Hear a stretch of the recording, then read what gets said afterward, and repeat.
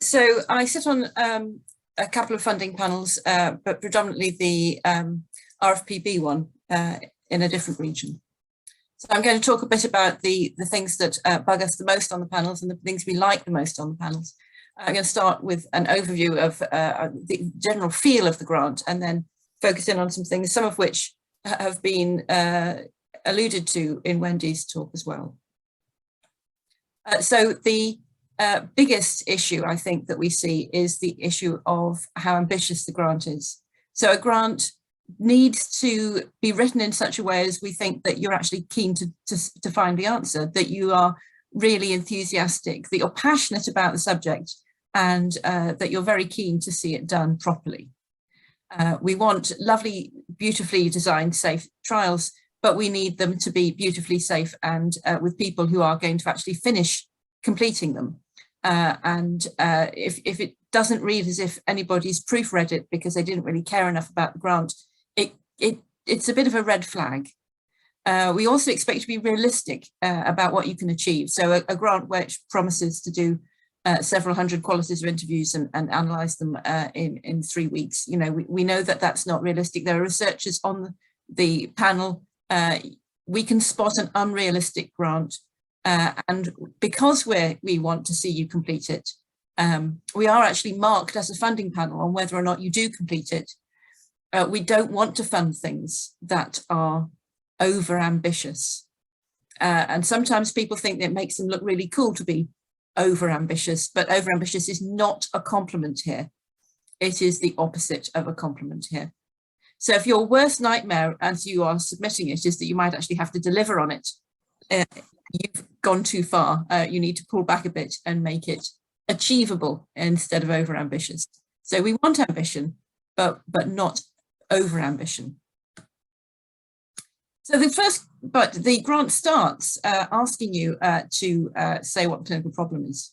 Now the grant must start with the clinical problem for the NIHR. It's slightly different for some other funding streams, but in order for the entire grant to have some kind of context, you have to start with what the problem is you're trying to solve.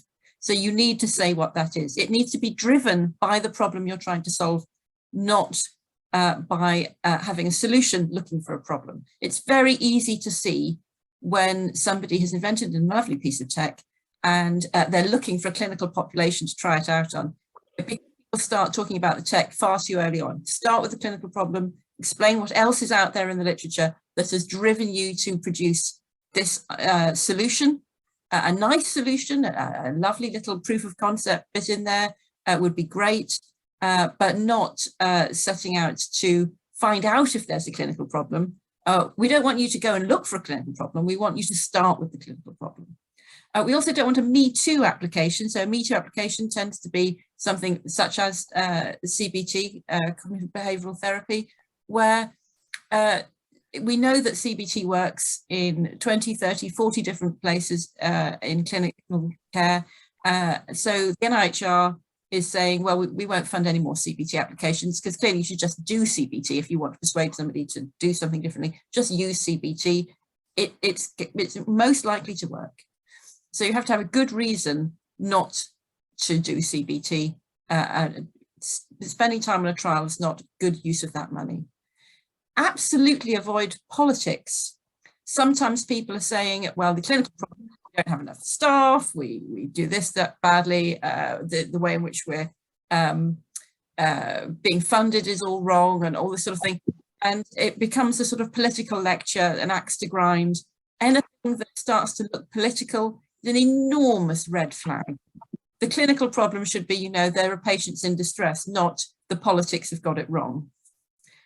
So avoid politics at all costs because you won't get funded on that. There's people of every political party on a funding panel. It's a very wide range of people and it's just not going to go down well. And of course, the last thing, it's got to be an idea that will still be useful in 5 years' time. So if you've got a piece of tech and it's about to be superseded by something else, then although it might be a brilliant idea, if it's not going to be useful soon, that's a problem. Originality. So you need to do something, obviously not the Me Too grant, but something which is special, and you need to justify why yours is different from everything that's come before. It may be that you've got a jolly good reason for doing it, but if you don't say what that is, you don't say what makes your study special, you're not going to stand out from the crowd. You can check to see if people have used those methods before by checking what else that funding panel has funded in the past. You can find out for the NIHR from the NIHR funded grants page.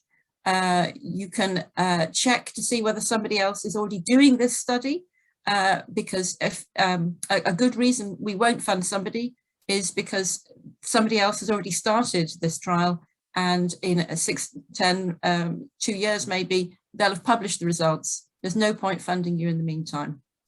So check that it's not underway, and justify all the ways in which yours is special, the reasons why you deviate from the gold standard of an RCT, all the methodological underpinning. It's all got to be explained to give the originality that makes your thing special. What we don't like is reinventing the wheel. So if somebody is inventing a new methodology to solve something we've already got a way of solving, that doesn't look good, but also solving a clinical problem that we've already got a way of solving, that doesn't look good. A place where people forget to explain what's going on is where they agree on something at the end of the study, then they produce guidelines. So there might be some consensus methodology. People tend to forget to put that in, but you know, that's necessary too. And try not to make it, you know, that it look like it's so novel that it's complementary therapy. We don't know how it works, those sort of statements, so that it's a black box intervention. Panels don't like that kind of thing. They'd like some kind of theoretical underpinning for your original thought. It may make you think it doesn't look so original, but it does, you know, that you've actually worked it through, and that this makes complete sense. It's got to have impact. We are basically wanting to have a big effect on a large number of people and improve their quality of life. That's the purpose of these funding panels, is to try and improve everything for everybody. So if you can have a large effect on a large number of people, that's brilliant. You could have a large effect on a small number of people. You could have a small effect on a large number of people. We are trying to avoid grants that have a tiny incremental benefit to a tiny number of people. I mean, if they're very worthy people and they'd have died otherwise, that's not an incremental difference. That's something good. But, you know, we really are after that impact.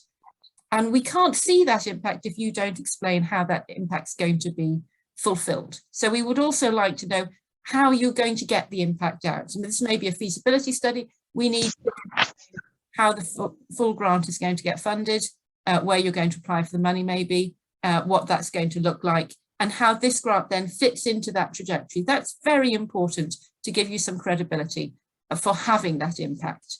So we're after impact that's on patients, we're all the NHS as a whole, or anybody receiving or giving adult social care. Those are all places where we're happy to have impact. Not on politics, please, don't have impact on politics. Impact on patients and the NHS, absolutely lovely. But not just a peer-reviewed publication. That doesn't look good in a grant application. Not a tiny incremental difference, not just a leaflet. Really hard to fund a grant that only produces a leaflet, and not an impossibly ambitious thing that's never going to happen. So if it just sounds impossible, then that's going to be difficult. We would like your grant to sound as if it's feasible. So we want all those details, all the details, not just the bits that you're good at and you're going to get someone else in to do the rest. Get those other people to write their bits as well. So we want to know how you're going to recruit patients, how you're going to randomize patients, how you're going to collect the data.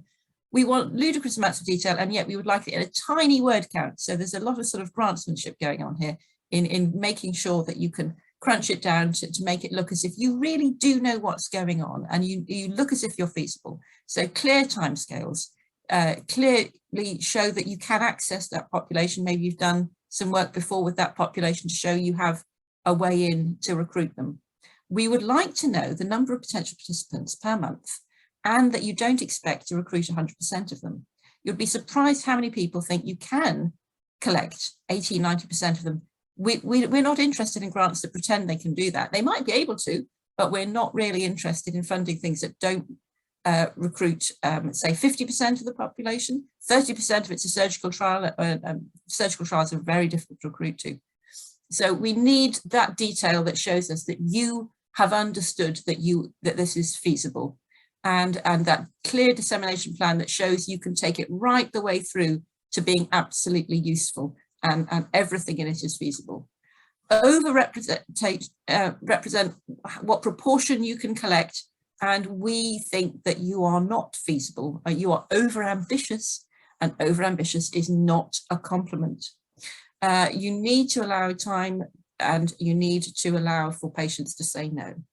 And insufficient numbers of staff to carry out those tasks is a big red flag, because, as I say, there are researchers on the panels, and that, well, you know, we know how long it takes to do things. It has to be ethical. If it's not ethical, we're not going to fund it probably, but also we're going to start discussing whether it's ethical. You don't want us to start discussing whether it's ethical in the panel meeting. You want us to discuss whether we think it will have impact, and that we do think it will have impact, and it's a good thing to fund. We don't want to start saying, well, you know, is it all right? Do you think this will get through ethics? Because at that point, we're doubting the feasibility of it. One way you can demonstrate that this is ethical is if you've got good PPI involvement right from the beginning. So it's patient, public, or if you're using service users in the care industry, so people like that. You've got to get those people on board at the beginning and find out from them whether they think this is ethical.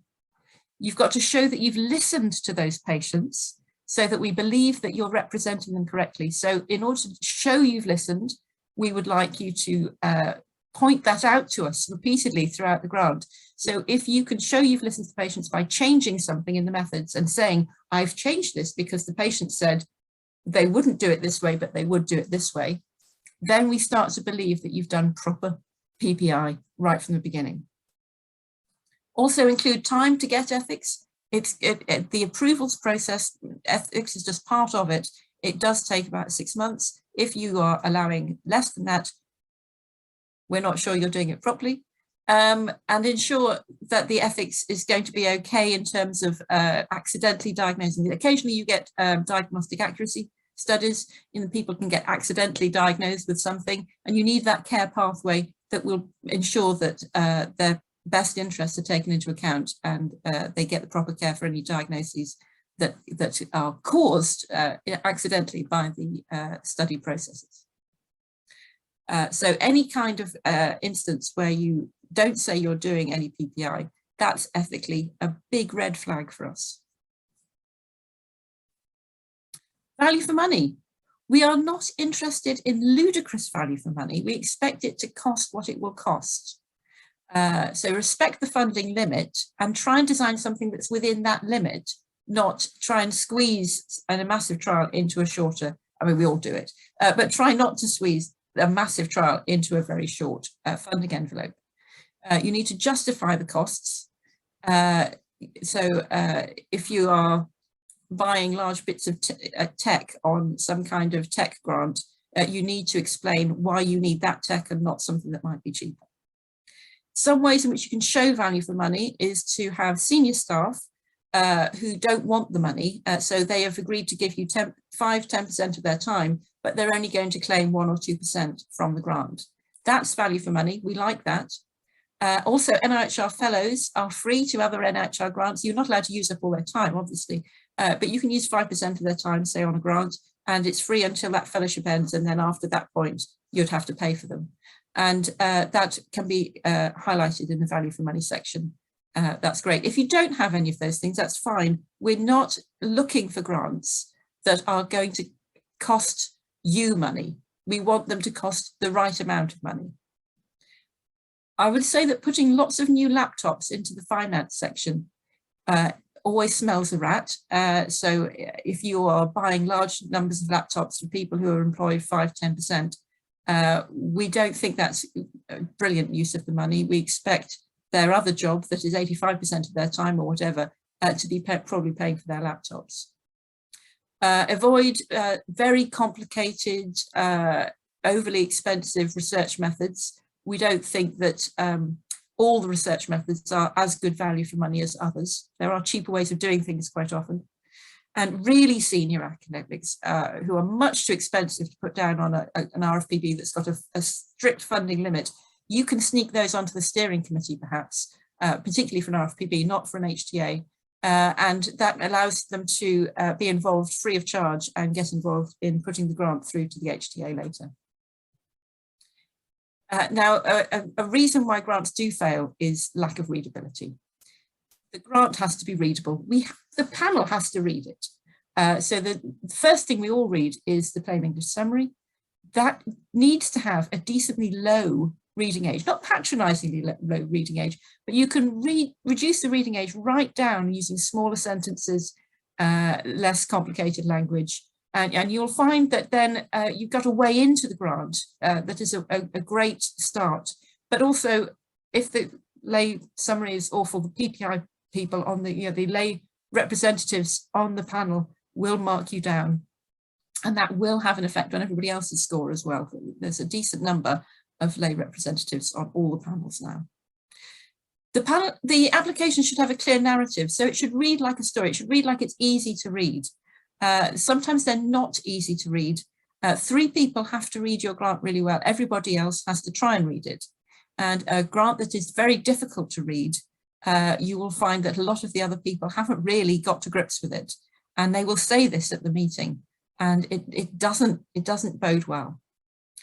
The technical aspects, you don't have a lot of word count, and sometimes you're doing things which have a technical methodological underpinning that needs to be explained. You are allowed a picture for most of them now, and I would suggest you use that picture for the technical stuff. There's a lot of information that can be imparted on that picture, including words that won't count to the word count. So you can label your picture, you can have little text boxes alongside your picture, and those text boxes on the picture itself, on the PDF that you're uploading, don't usually count as word count.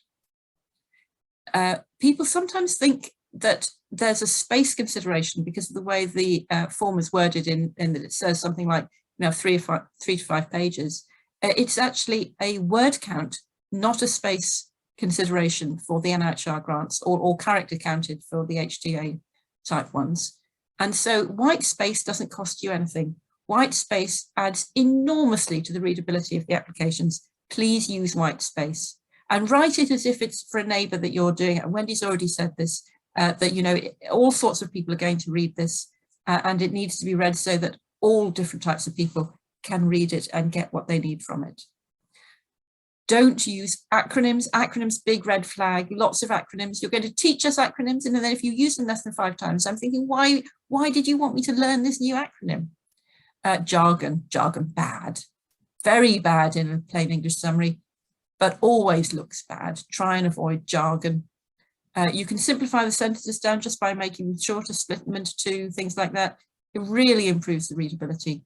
And a little bugbear of mine, and I've seen it from other people too, if you keep repeating the same sentence, we start to think that we've read it before, and we're looking to see whether we've gone around in circles or whether the page has been repeated. Don't repeat any sentences from the plain English abstract that are then, or the scientific abstract that then appear in the text. It's just, it's a big red flag to those of us who know that word count is really short anyway. And then as we're reading it, we're thinking, oh, come on, have I not been here before? No typos, please. Thoroughly proofread it. It doesn't look professional, and respect the word count. So that means getting somebody else to read it for you, usually. So it needs to look professional. The readability is part of that. It needs to look professional. Have one aim, several objectives. You could number the objectives and then refer back to them in the sample size. And they should all agree, and it should all hang together nicely. The sample size should be reproducible. It should look like it's a grown-up piece of work.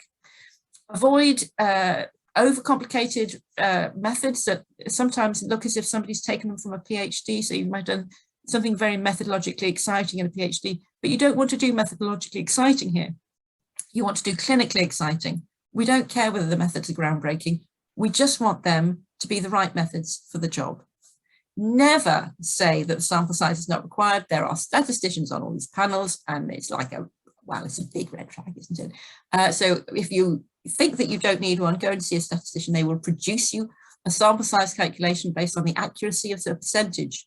But, you know, there will be a sample size calculation to show you've got it, you are collecting the right amount of data. And obviously take care to try and avoid any biases in the study design. Now, Wendy's already talked about the team. We want a multidisciplinary team, multidisciplinary methodologists, clinical team, etc. And we want you to justify what their roles are. So it's no good putting them all in and then not telling us that they are multidisciplinary. They might just look like a bunch of geriatricians to us, but they might be different types of geriatrician. So you need to justify those roles. You need to point out the expertise that makes it necessary to have all of these different types of clinical people. You've got to spell it out to us, because we don't know these people necessarily. I find myself Googling all sorts of applicants now and again to see if they're really qualified to do what you say they are. But it's important that you spell out to us who's going to do the health economics and why that person should do that. And it's because they're a health economist. And you have to include a mentor for the less senior clinical, less senior lead applicants. That's a real job, mentorship on a grant. You may not have used a mentor to get to this stage, but once you apply for the money, they want that person to have a mentor who's seen it all done before. They don't have to be an expert in this field. They have to be somebody who's put in grants before and can mentor that grant process. So don't think you have to have an ophthalmologist for an ophthalmology grant. You can have an immunologist, say, for an ophthalmology grant, because it's about immunology as well, or it can be a completely different field. But you need that mentorship role, somebody senior to sort of not so much supervise, but to sort of hold the hand and bring them on and allow them to be in charge of it all completely themselves by the next one. If you are putting in for 100% of the lead applicant and it's not a fellowship, that's a red flag. You need it to look like a team where everybody's got a bit of time, not that it's one person's baby, unless it's a fellowship, then it can be one person's baby. Don't miss out a clearly needed role just because you haven't found a statistician yet. You need to find that statistician before applying if stats is one of the features of the grant. Try and avoid an all junior application or an all senior one. Balance it, because that's also a bit of a red flag, that it's not going to do what you want. You know, it's going to be much too expensive to afford to actually do any work, or it's going to not have the expertise to see it through to fruition. And avoid putting people on for percentages lower than 5%. You can pay them less than 5%, absolutely fine, but try and get at least 5% of their time. 3% is the minimum really that makes it worthwhile going on a grant. So peer review, it is a peer-reviewed competitive process. You must expect knockbacks. Most grants take about 3 attempts before they're finished. And you need to seek out that peer review and listen to that peer review, hopefully before you submit it. But if you have submitted it, learn from that feedback and always be prepared to resubmit, but not the identical application. You've got to show that you've listened, show that you've listened to that feedback. Thank you.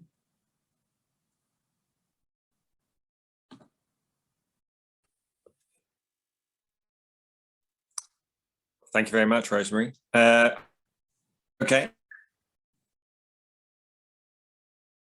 I think I would like to keep us to time. So if you're okay with us coming back at 11 o'clock, then we'll start again then.